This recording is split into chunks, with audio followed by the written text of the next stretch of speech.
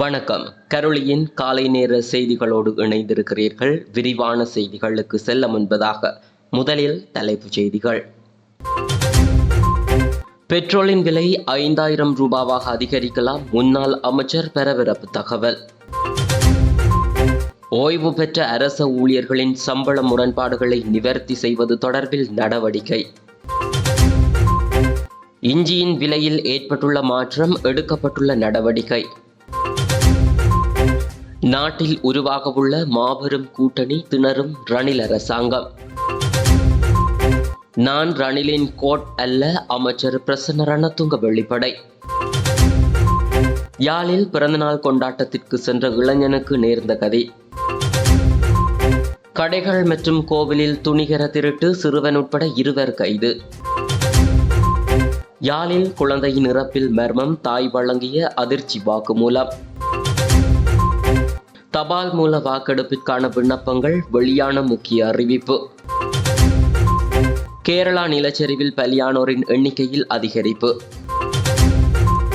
பங்களாதேஷில் தொடரும் வன்முறைகள், நாடு முழுவதும் காலவரையறையற்ற ஊரடங்கு. நாட்டின் சில இடங்களில் 75 மில்லிமீட்டருக்கும் அதிகமான மழை வீழ்ச்சி.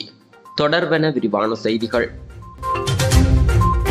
எதிர்வரும் ஜனாதிபதி தேர்தலில் ரணில் விக்ரமசிங்கவை தோற்கடிக்க சஜித் பிரேமதாச, பசில் ராஜபக்ச, நாமல் ராஜபக்ச மற்றும் தம்மிக்க பெரேரா ஆகியோர் இரகசிய சதித்திட்டத்தை முன்னெடுத்துள்ளதாக முன்னாள் அமைச்சர் பி. ஹரிசன் குறிப்பிட்டுள்ளார்.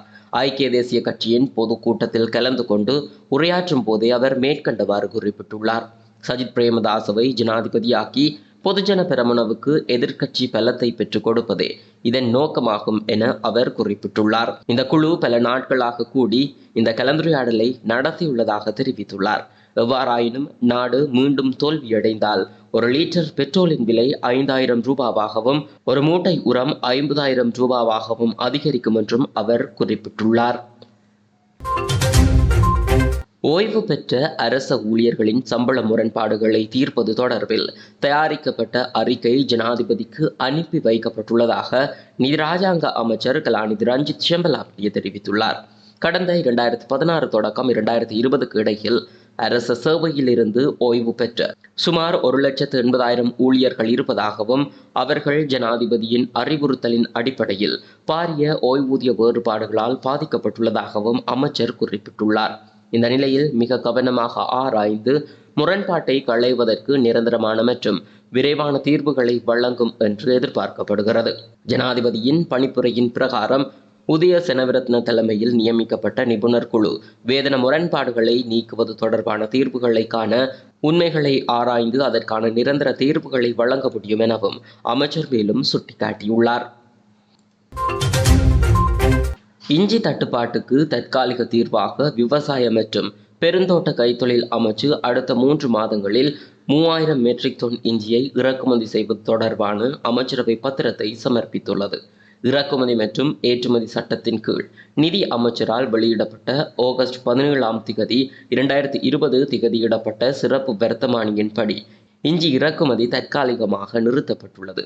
இதற்கமைய நாட்டில் உள்நாட்டு பாவனைக்கான உலர் இஞ்சியின் வருடாந்த தேவை 5167 மெட்ரிக் டன் என விவசாய திணைக்களம் தெரிவித்துள்ளது. அதன்படி இந்நாட்டில் உற்பத்தி செய்யப்படும் இஞ்சியின் அளவு வருடத்திற்கு 19375 மெட்ரிக் டன்களாகும். இஞ்சியின் விலையில் ஏற்பட்டுள்ள மாற்றம் காரணமாக சந்தையில் இஞ்சிக்கு தட்டுப்பாடு ஏற்பட்டுள்ளதாகவும், பல விவசாயிகள் விவசாயத்தை விட்டு வெளியேறியுள்ளதாகவும் விவசாய மற்றும் பெருந்தோட்ட கைத்தொழில் அமைச்சு தெரிவித்துள்ளது. இதன் காரணமாக 1 கிலோ இஞ்சியின் விலை 5000 ரூபாவாக உயர்ந்துள்ளதாக அமைச்சு குறிப்பிட்டுள்ளது. நாட்டில் நிலவும் இஞ்சி தட்டுப்பாடு காரணமாக விதை இஞ்சியை கூட நுகர்வுக்கு பயன்படுத்துவதாகவும், இதன் காரணமாக விதை இஞ்சியை விளைவிக்க முடியாத நிலை ஏற்பட்டுள்ளதாகவும் விவசாய மற்றும் தோட்ட கைத்தொழில் அமைச்சு அமைச்சரவை பத்திரத்தில் தெரிவித்துள்ளது. எனவே அடுத்த ஆண்டு நாட்டில் உள்ள டொலர் கையிருப்பை பாதுகாக்கும் வகையில் உள்ளூர் கைத்தொழில்களுக்கு தேவையான இஞ்சியை மட்டும் இறக்குமதி செய்வதே பொருத்தமானது என விவசாய மற்றும் பெருந்தோட்ட கைத்தொழில் அமைச்சர் மஹிந்த அமரவீர அமைச்சரவை பத்திரத்தில் தெரிவித்துள்ளார். எதிர்க்கட்சி தலைவரின் வெற்றியை உறுதிப்படுத்தும் கொள்கை அடித்தளத்துடன் எதிர்வரும் 8ஆம் திகதி மாபெரும் கூட்டணி உருவாகும் என நாடாளுமன்ற உறுப்பினர் GL பீரிஸ் தெரிவித்துள்ளார். கொழும்பில் இடம்பெற்ற செய்தியாளர் சந்திப்பிலேயே அவர் இதனை குறிப்பிட்டுள்ளார். அவர் மேலும் தெரிவிக்கையில், தற்போதைய அரசாங்கத்தின் ஆயுட்காலம் இன்னும் 46 நாட்களில் முடிவடையும்.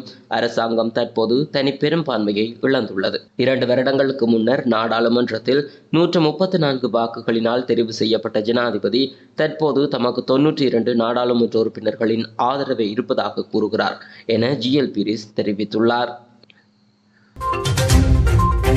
நான் ரணிலின் கோட் அல்ல என ஆளும் கட்சியின் பிரதான அமைப்பாளரான அமைச்சர் பிரசன்ன ரணதுங்க தெரிவித்துள்ளார். கட்சி பிளவுபட்டால் யாருக்கு லாபம் என்பது நன்றாக தெரியும் என்றாலும் மே 9ஆம் திகதி நடந்ததை மீண்டும் நடக்க அனுமதிக்க முடியாது என்றும் அவர் குறிப்பிட்டுள்ளார். ரத்தினபுரி மாவட்ட பொதுஜன பெரமுனவின் மக்கள் பிரதிநிதிகளுக்கு இடையில் ரத்தினபுரியில் உள்ள ஹோட்டலில் இடம்பெற்ற கலந்துரையாடலின் போதே அமைச்சர் பிரசன்ன ரணதுங்க இவ்வாறு தெரிவித்தார். ராஜாங்க அமைச்சர் ஜானுக வக்கும்புரவினால் இந்த சந்திப்பு ஏற்பாடு செய்யப்பட்டிருந்தது. ரத்தினபுரி மாவட்டத்தை பிரதிநிதித்துவப்படுத்தும் 8 மொட்டு நாடாளுமன்ற உறுப்பினர்களில் 4 பேர் இந்த கலந்துரையாடலுக்கு வருகை தந்திருந்தனர். ராஜாங்க அமைச்சர் ஜானக வக்கும்புர, ராஜாங்க அமைச்சர் பிரேமலால் ஜெயசேகர, ரத்தினபுரி ஒருங்கிணைப்பு குழு தலைவர், நாடாளுமன்ற உறுப்பினர் அகில எல்லாவல மற்றும் நாடாளுமன்ற உறுப்பினர் முதித பிரியசாந்தி ஆகிய 4 கலந்து கொண்டனர். மொட்டு கட்சியில் இருந்து தெரிவு செய்யப்பட்ட ஸ்ரீலங்கா சுதந்திர கட்சியின் பிரதிநிதி ஜோன் செனவிரத்ன ரணில் விக்ரமசிங்கவுக்கு ஆதரவளிப்பதாக ஏற்கனவே அறிவித்துள்ளார். அமைச்சர் வாசுதேவ நாணயக்கார தற்போது சுகையினமுற்றிருப்பதால் கலந்துரையாடலில் பங்கேற்கவில்லை. ஸ்ரீலங்கா பொதுஜன பெரமுனவின் ரத்தினபுரி மாவட்ட தலைவர் பவித்ரா வன்னியாராய்ச்சி யாருக்கு ஆதரவளிப்பது என்பதில் இன்னும் குழப்பத்தில் இருப்பதாக தெரிய வருகிறது. ஸ்ரீலங்கா பொதுஜன பெரமுனவின் உறுப்பினர்களான ரத்தினபுரி மாவட்ட மாகாண சபையின் 6 முன்னாள் உறுப்பினர்களும் இந்த கூட்டத்தில் கலந்து கொண்டதுடன் உள்ளூராட்சி மன்றத்தை பிரதிநிதித்துவப்படுத்தும் 160 உறுப்பினர்களில் 150 பேர் கலந்துரையாடலில் கலந்து கொண்டனர் என்பது குறிப்பிடத்தக்கது.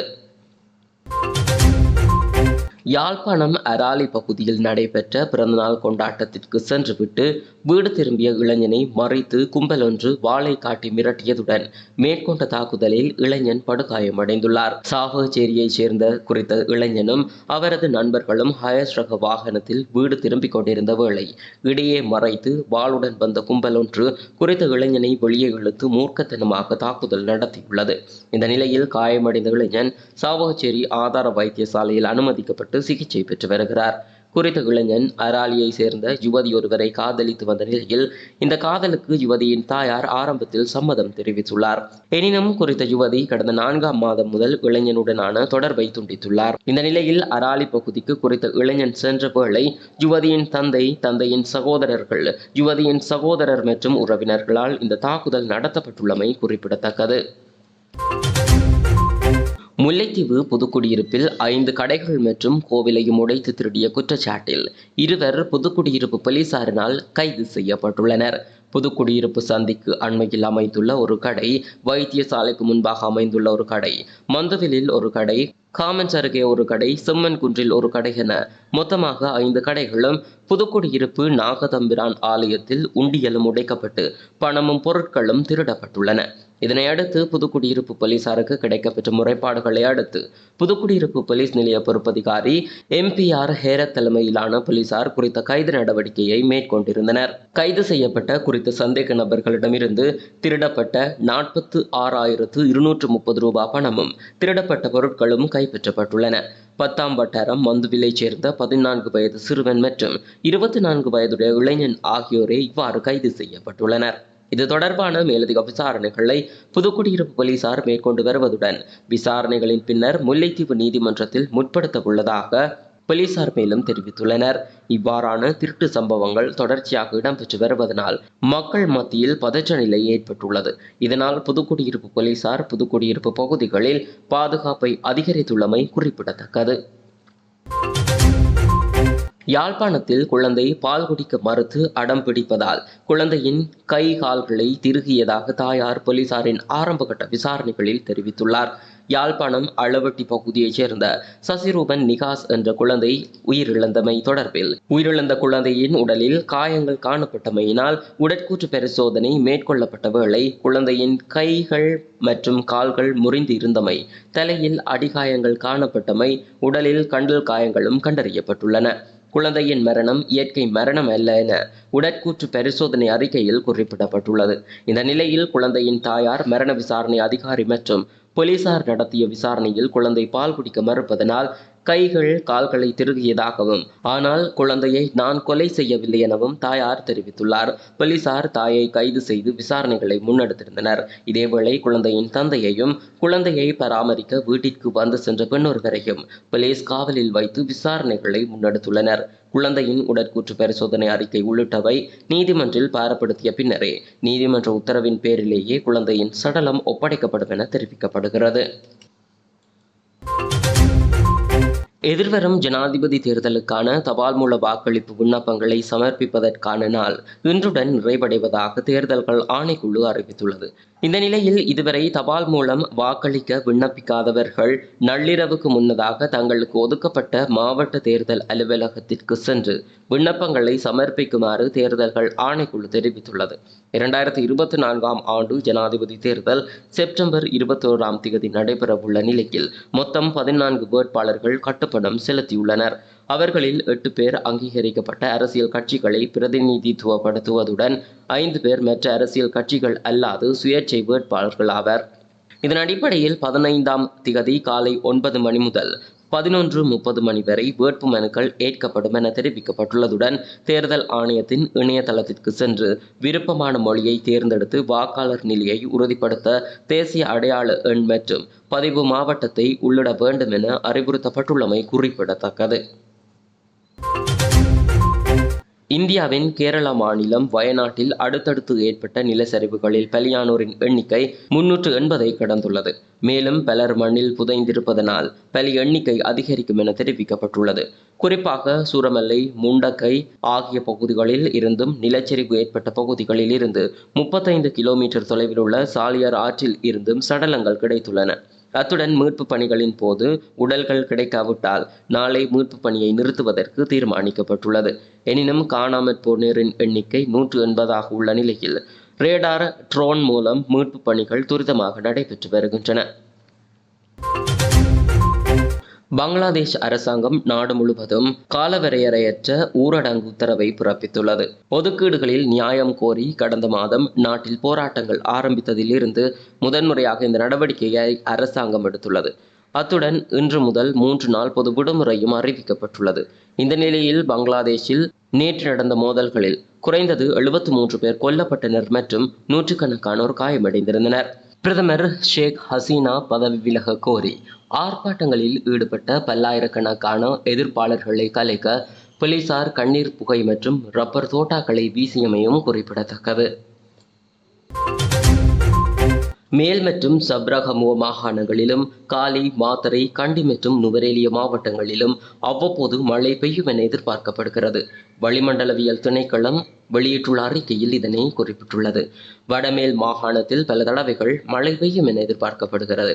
நாட்டின் ஏனைய பிரதேசங்களில் பல இடங்களில் மாலையில் அல்லது இரவில் மழையோ அல்லது இடியுடன் கூடிய மழையோ பெய்யக்கூடிய சாத்தியம் காணப்படுகிறது. இந்த பிரதேசங்களில் சில இடங்களில் 75 மில்லிமீட்டருக்கும் அதிகமான ஓரளவு பலத்த மழை வீழ்ச்சி எதிர்பார்க்கப்படுகிறது. இடியுடன் கூடிய மழை பெய்யும் வேளைகளில் அப்பிரதேசங்களில் தற்காலிகமாக பலத்த காற்றும் வீசக்கூடும். மின்னல் தாக்கங்களினால் ஏற்படக்கூடிய பாதிப்புகளை குறைத்துக் கொள்ள தேவையான முன்னெச்சரிக்கை நடவடிக்கைகளை எடுத்துக் கொள்ளுமாறு பொதுமக்கள் அறிவுறுத்தப்படுகிறார்கள். பெட்ரோலின் விலை 5000 ரூபாவாக அதிகரிக்கலாம். முன்னாள் அமைச்சர் பரபரப்பு தகவல். ஓய்வு பெற்ற அரச ஊழியர்களின் சம்பள முரண்பாடுகளை நிவர்த்தி செய்வது தொடர்பில் நடவடிக்கை. இஞ்சியின் விலையில் ஏற்பட்டுள்ள மாற்றம், எடுக்கப்பட்டுள்ள நடவடிக்கை. நாட்டில் உருவாகவுள்ள மாபெரும் கூட்டணி திணறும் ரணில் அரசாங்கம். நான் ரணிலின் கோட் அல்ல, அமைச்சர் பிரசன்ன ரணதுங்க வெளிப்படை. யாழில் பிறந்தநாள் கொண்டாட்டத்திற்கு சென்ற இளைஞனுக்கு நேர்ந்த கதி. கடைகள் மற்றும் கோவிலில் துணிகர திருட்டு, சிறுவன் உட்பட 2 கைது. யாழில் குழந்தையின் இறப்பில் மர்மம், தாய் வழங்கிய அதிர்ச்சி வாக்குமூலம். தபால் மூல வாக்கெடுப்பிற்கான விண்ணப்பங்கள் வெளியான முக்கிய அறிவிப்பு. கேரளா நிலச்சரிவில் பலியானோரின் எண்ணிக்கையில் அதிகரிப்பு.